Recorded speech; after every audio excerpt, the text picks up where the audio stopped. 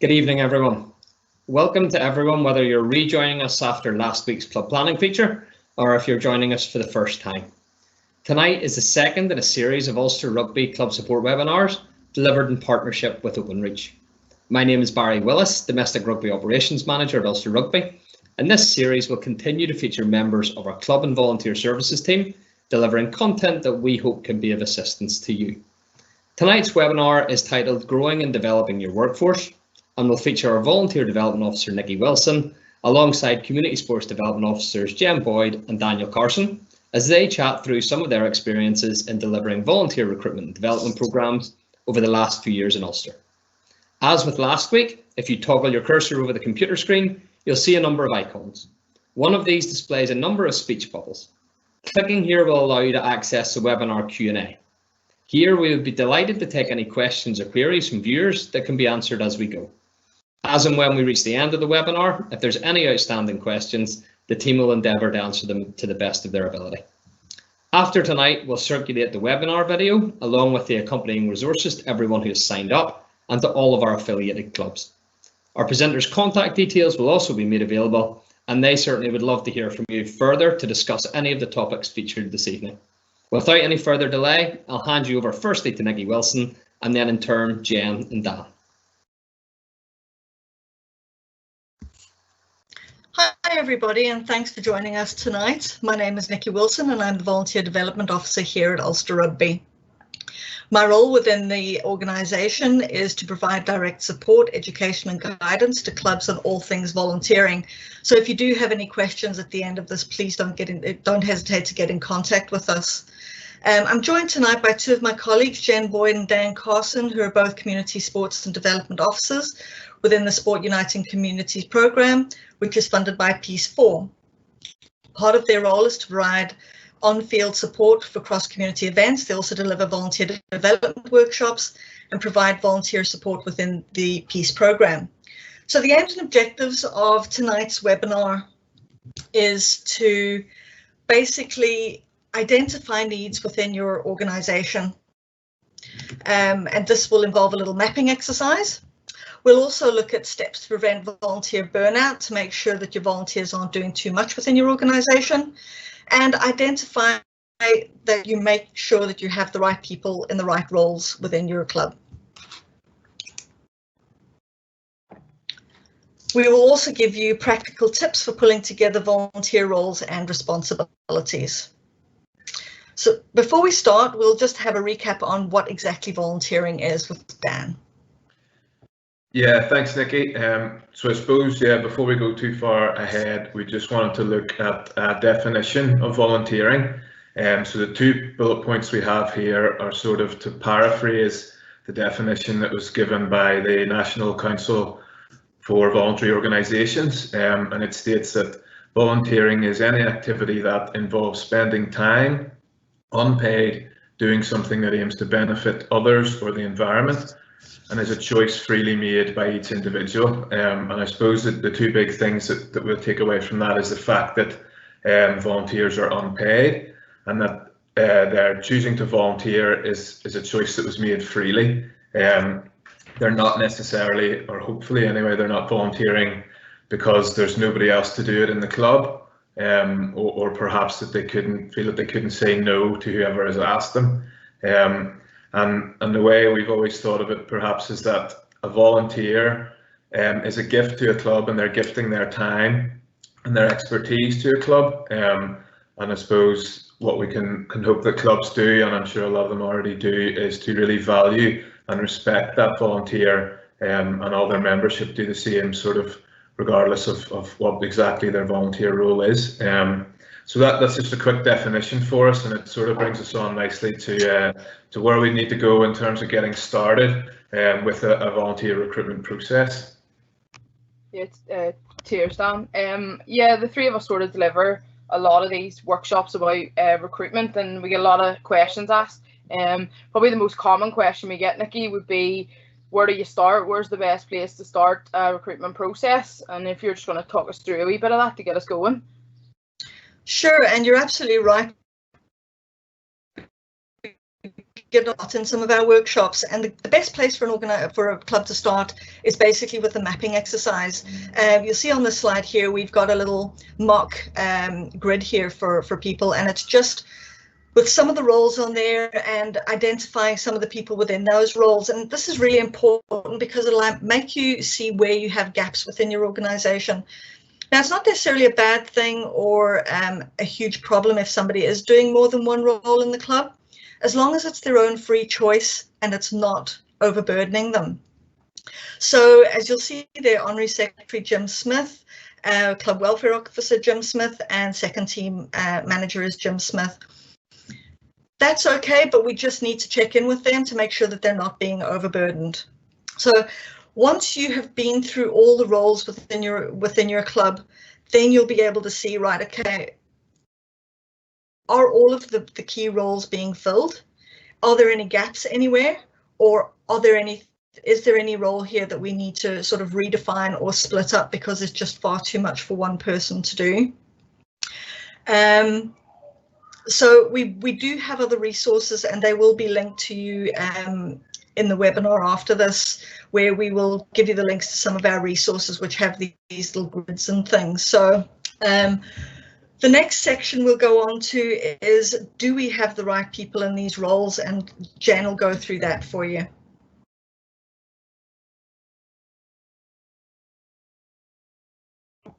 Sorry, I didn't realise I was muted. How many times has that happened on a call in the last 12 weeks? Just to point out how sort of important, and maybe it's a very, very obvious thing to ask, but how important is it to have the right people in the right roles?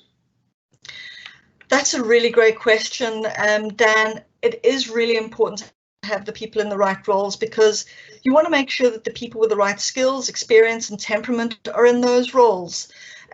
You don't know what levels of skill individuals will be bringing to that club, and you want to maximize those skills and experience to work most efficiently and effectively within your club.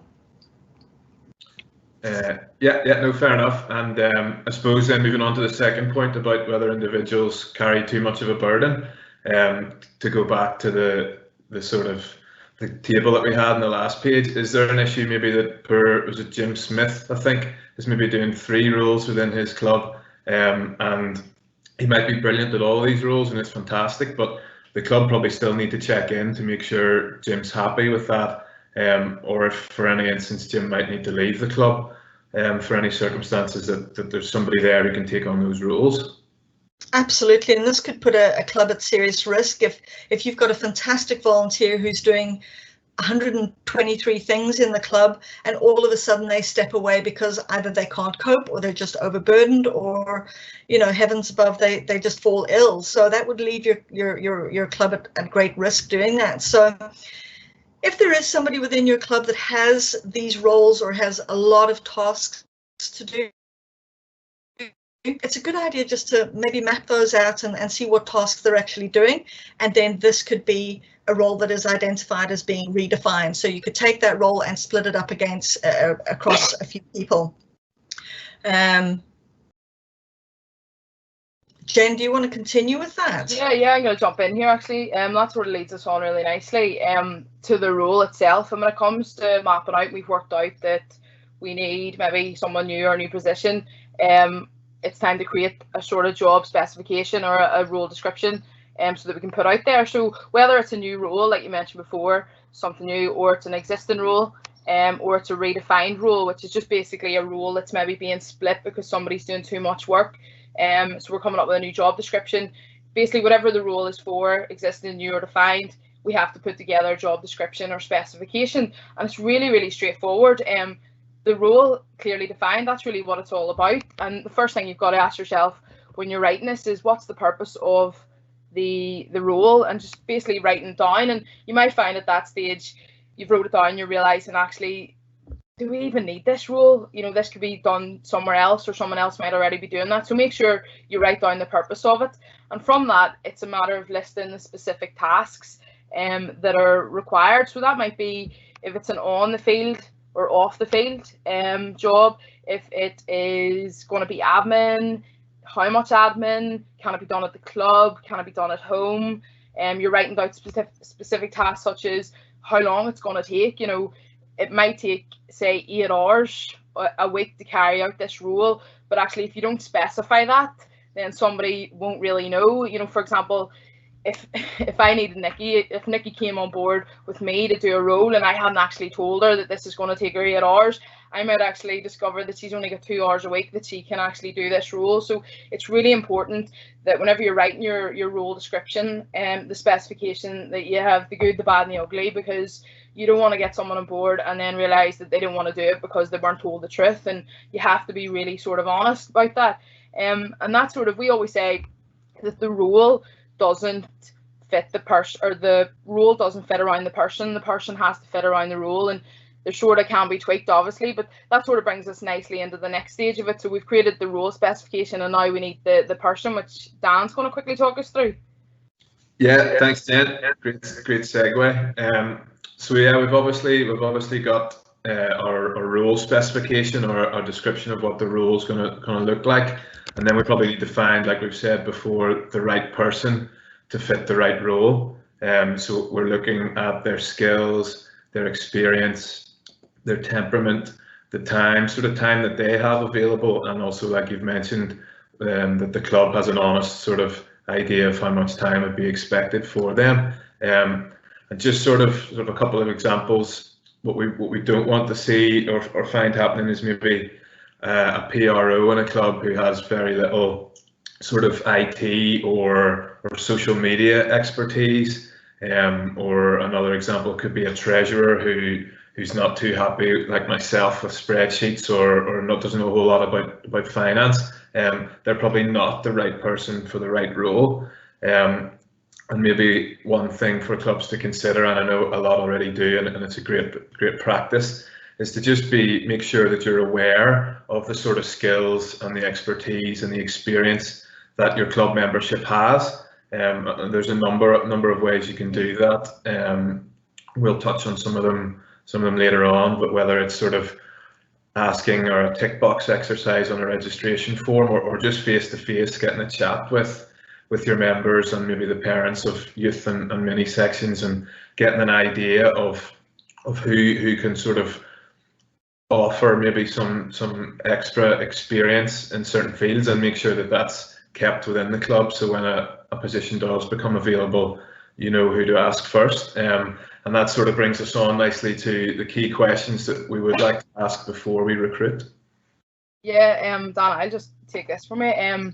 Yeah, we always say once you've sort of got your role and the job specification sorted, the next sort of 3 things you need to ask yourself before you actually get the description or start recruiting is, do you have a recruitment procedure in place?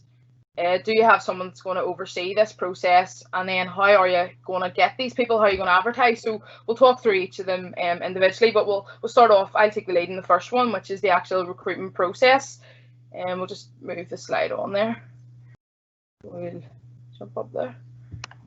So yeah, there we go. So pretty simple. It is what it is. It's a simple application. So once you've got the role description, job description, you've put it together, you're ready to put it out there. All you need to do is work out how exactly you want to get people to get back to you. So sort of an expression of interest form, or just a simple application. And it could be anything from text this number if you're keen on this role, could be answer these questionnaires and email them back, or send us a summary of how you feel you fit this role. And it's just a way of somebody communicating back. And we always say if somebody is prepared to put the effort in to fill out that little document or return whatever it is you're asking for, they're more likely to be the right person for the role because they're putting the effort in from the start.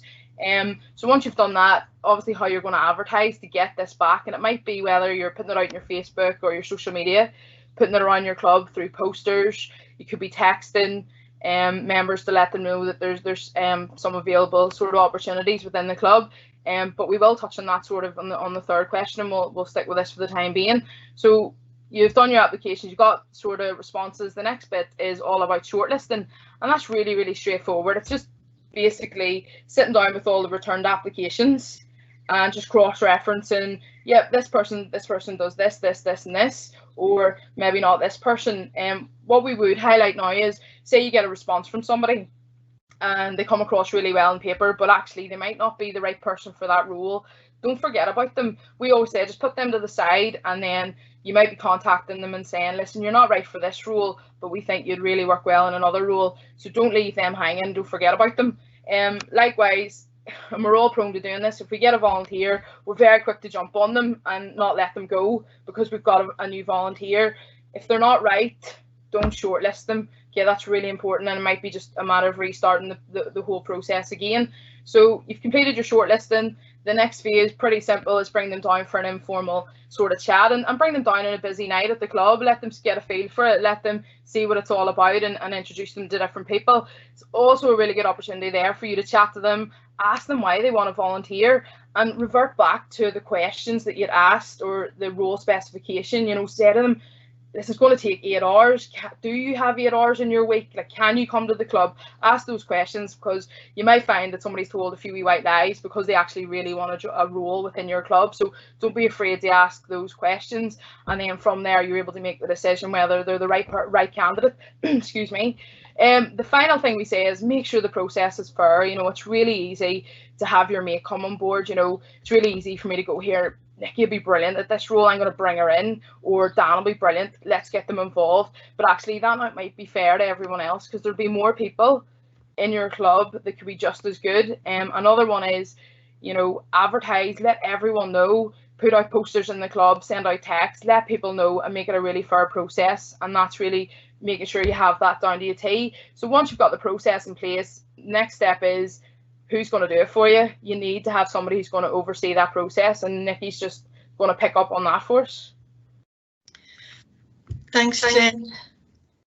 And, you know, we don't want to make this process really complicated. We understand that there are a lot of volunteers within clubs, and not every single club has a volunteer coordinator.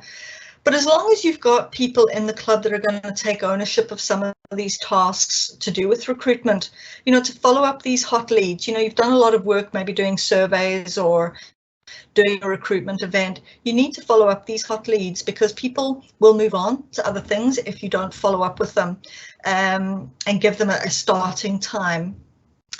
Set up, as Janet said there earlier, you know, set up a small group to go through these expressions of interest. Sometimes no volunteer in a role is better than a bad volunteer, or not a bad volunteer, but the wrong person for the role, because it sometimes can cause a few more hassles than it can solve. Make sure that you're advertising these roles. And be creative about the way you're advertising. You know, do you have somebody who might be interested in heading up recruitment events, for instance? You know, we've had a couple of clubs where this has been really successful, and it just runs on a normal practice day where, you know, you've advertised this event, invited people in, and, you know, it doesn't cost a lot of money. So you're not putting an awful lot of effort in, but you do need a little bit of help within the club to run these events. Do you have somebody who's going to welcome the volunteer into the club and to maybe even provide training for whatever role they've got? We also need to make sure that for the roles that you're advertising, is there a contact person that within the club that will take that on? Now, not every role needs to be specifically by one, it's just for that specific role. If somebody's interested in that role, is there a telephone number and in relation to that role? So, you know, that'll take us on again. Now, Dan's going to chat to us and give us a few ideas about ideas for recruiting volunteers.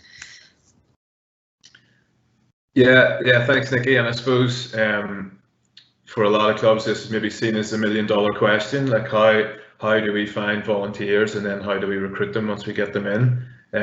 So we've got a few examples here in bullet point form that I'll sort of expand on slightly. Club fun days, just to sort of explain that. I know a lot of clubs currently do it. It could come in the guise of an open night at the club, or a community festival, maybe like an end of season event for all your mini or your youth members. If you're not doing that, that's a great opportunity to get people down to the club, particularly parents, maybe other members of the community down, and just sort of sell yourself, sell your club in the hunt for volunteers. You could sort of put posters up around the club, which is sort of one of the other points there. You could have members just handing out flyers with a little bit of information, either a contact detail for somebody within the club who could be the volunteer coordinator, or even just a list of potential opportunities to volunteer within the club. And you might even find that there's a stall you can set up with some informed people on it who can give out extra information about volunteering opportunities within the club. Recruitment events is also another opportunity, and I know we had a question in prior to going live just around maybe the best way to get parents for mini or youth level involved, just to allow the coaches to go back and coach and not overburden them like we had earlier on that Nicci had mentioned. So just I suppose maybe to self-publicise slightly the Sport Uniting Communities programme, which Jen and I are involved in. We've found some really good success in a pilot system we did at Larne Rugby Club, where we ran what was essentially a getting to know your club night for youth parents. So on a training night, when perhaps parents drop kids off and maybe don't hang around, we opened the clubhouse. We invited them in.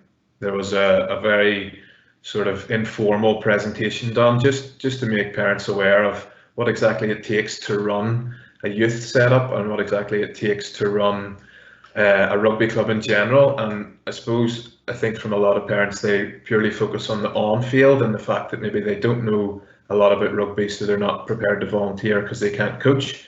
And I think that sort of opened people's eyes to what else goes on in the club.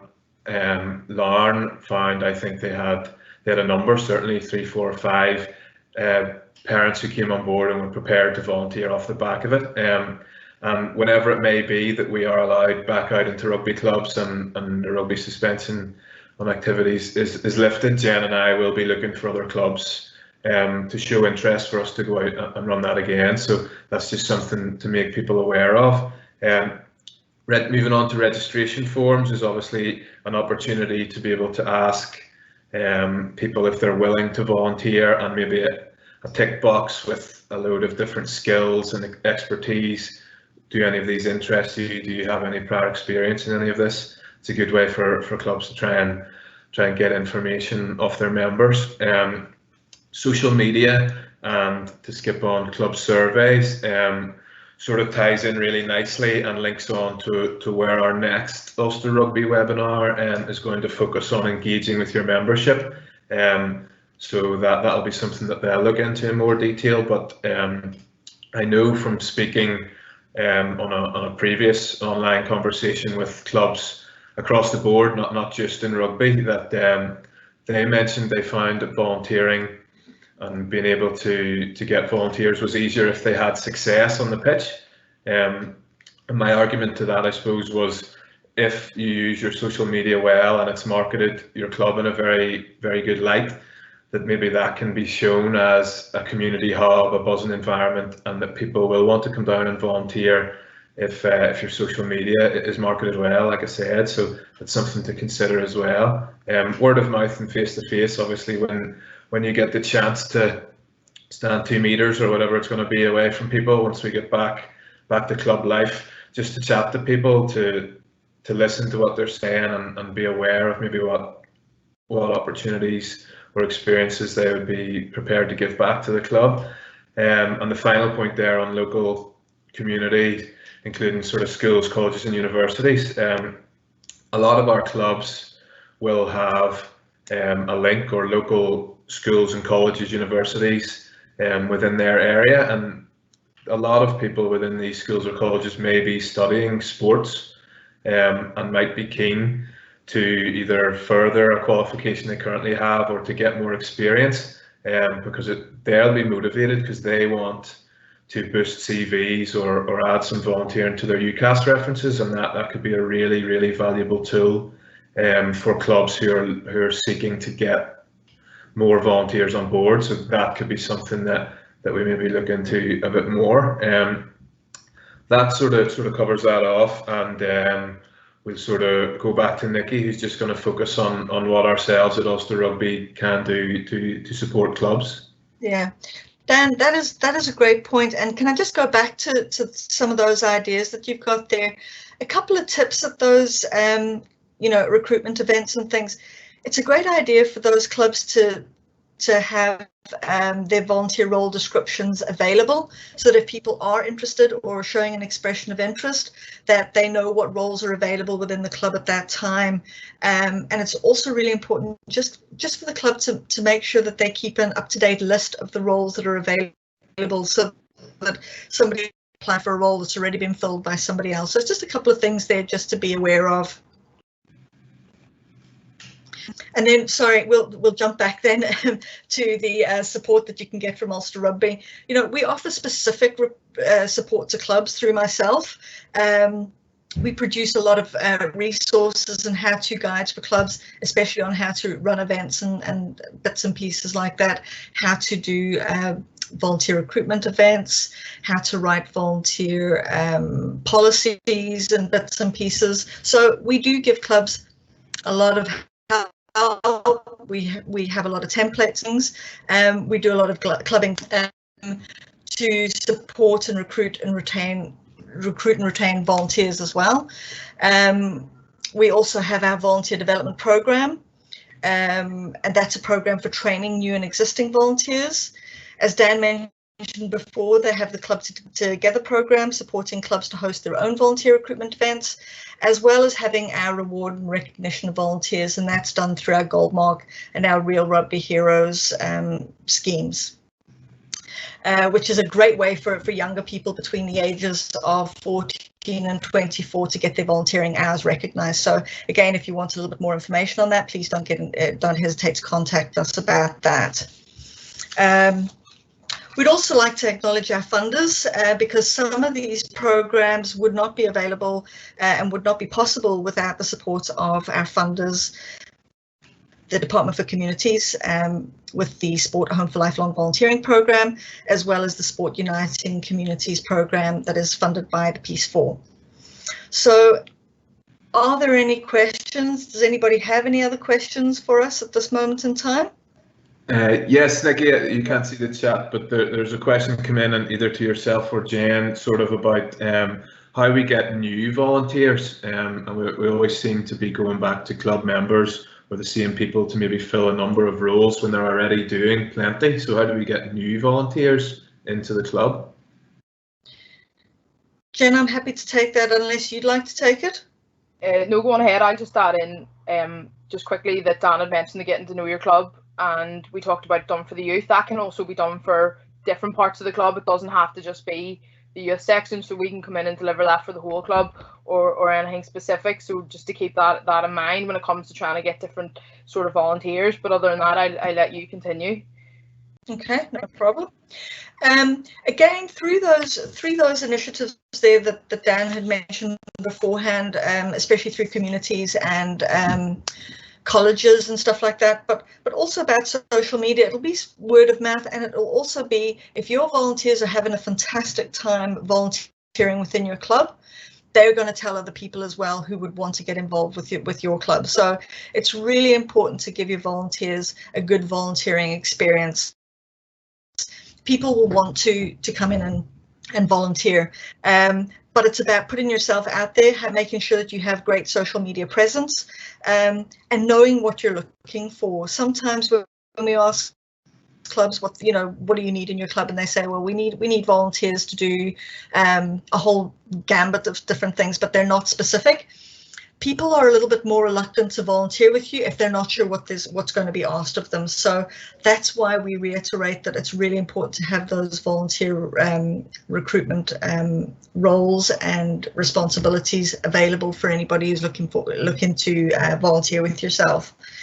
And Nicci, I suppose, sorry, just what you mentioned there about social media and stuff, that ties in really nicely with the next webinar I'd mentioned previously. So Matthew Holmes and Charlie Farrell are going to do a webinar on engaging your membership, and I suppose that's exactly what you're talking about there, is other ways maybe to get new volunteers involved.